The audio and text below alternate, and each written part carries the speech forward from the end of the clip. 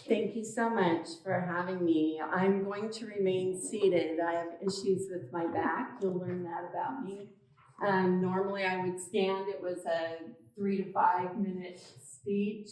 But because we are in a more relaxed environment, I hope you don't mind if I sit. Is that okay? On the morning of September 11th, 2001, how many of you remember that day? I wasn't there.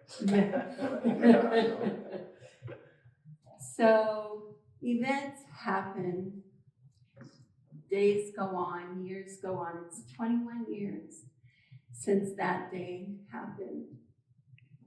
I remember waking up early and driving to work. I was commuting 70 miles one way to work.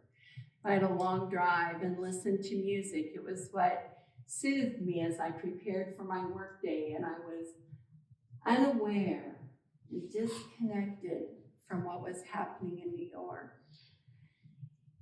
That morning, innocent people boarded 4 different planes, not knowing it would be their last day on Earth. As they realized that terrorists were on the plane with an ulterior motive to destroy, to tear down, to take lives on purpose, everything changed. Phone calls were made telling loved ones goodbye. They knew they were not going to make it. And by the time I got to work, both trade centers were hit and falling. The Pentagon had been hit, and the 4th plane, passengers were brave enough to overtake the terrorists and divert them from their target, which was the Liberty Bell. The significance of those attacks was against our finances, against our military, and against the symbol of freedom. How did we respond? Citizens came and sacrificed their lives to pull people out of burning buildings, to make one more trip inside the Trade Center and upstairs to get people who were trapped and crying out for help. Firefighters came, police came, emergency responders, all willing to sacrifice their lives for the life of one other. Our troops were deployed to Iraq. Thousands of troops have been deployed to Iraq, taking up the call to defend our country. Here in California, what I observed is that flags flew on every home for months. Churches were filled with people who were afraid. Nobody wanted to travel. Everybody was afraid of the next attack and where would it come from. But as time went on and we were removed, California is so far from New York, we started feeling safe and comfortable again. And the flags came down and the church is empty. And we got back to normal. How do we promise to remember something we were not there to experience? We have to tell our story. We have to find those heroes around us who made the ultimate sacrifice. And we carry on those stories so that we never forget. I looked up the meaning of the word hero. Look at this modern technology. Are you proud of me? A hero is a person who is admired or idealized for courage, outstanding achievements, or noble qualities. Okay? A person who is admired or idealized for courage, outstanding achievements, or noble qualities.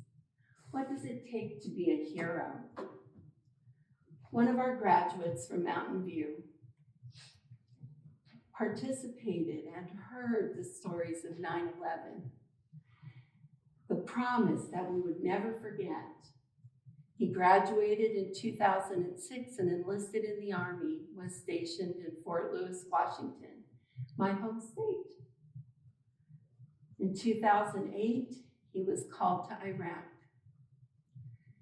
The Army gave him the option to not go because he was the only male left in his family. He talked to his mom and he said, "Mom, what would you like me to do? This is your choice." And his mom said, "Of course I don't want you to go, but it's not my decision, it is yours. What do you feel?" "Mom, I have to go. I need to give our servicemen a break. I need to do what I can for our country." And so he left in February. May 6th, he died as he was cordoning off a village to search buildings for enemies.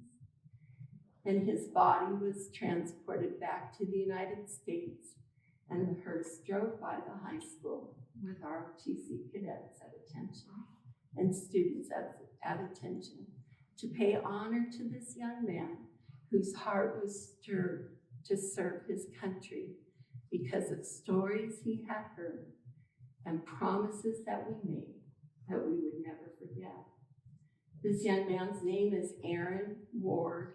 He's from the Ward family that's here in the valley. How many of you are familiar with that name? Many of you are.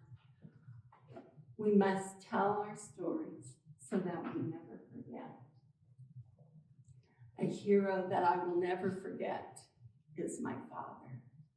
He fought in World War II after the bombing of Pearl Harbor.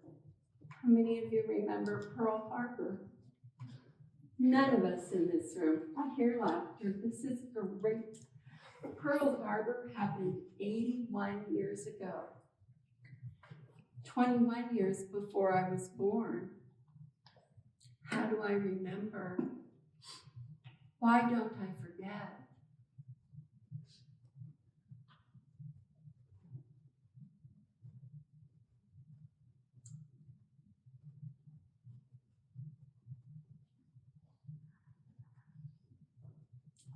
Because as a young girl, I sat on the toilet while my dad shaved and listened to stories.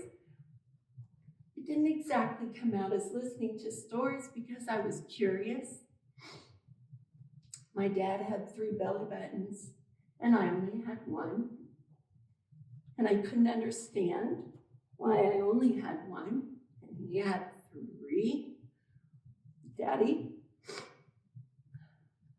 why? And he told me he had been in an accident. He had been dropping officers off. And he took a corner too fast and the Jeep rolled on him. The rivets of the tire went through his stomach. They did not expect him to live, so they sent a telegram home to tell his mother that he had died on the operating table. And yet he lived. It strikes me now to think how afraid I was for my dad when I wasn't even born yet. He didn't even know my mom at that point in his life. But I wanted him to live, to be my dad. So that story came out and I was sure there were more. And there were.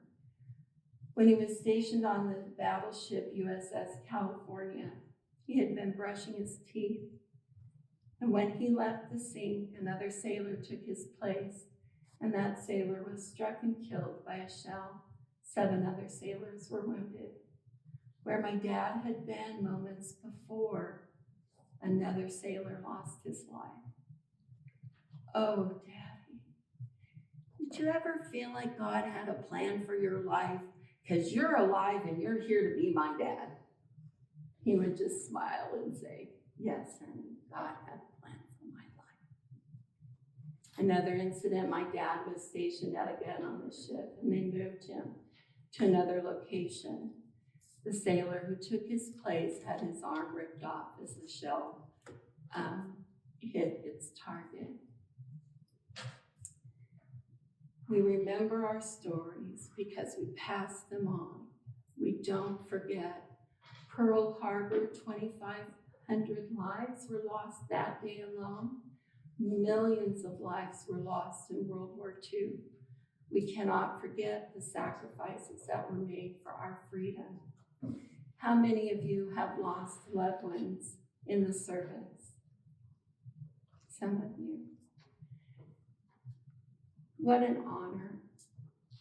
It is difficult to live without that person in our lives, but what an honor to come home, to be draped with a flag, to have your country give respect and be thankful for what you have done. I cannot look at the flag without thinking about the sacrifices that have been made for me, that I can be in a country where I'm free to worship, to celebrate, to give honor, to stand and salute. And that came at a price. Please remember the loved ones and the heroes in your family and tell their stories so that they live on and they are honored by what you remember.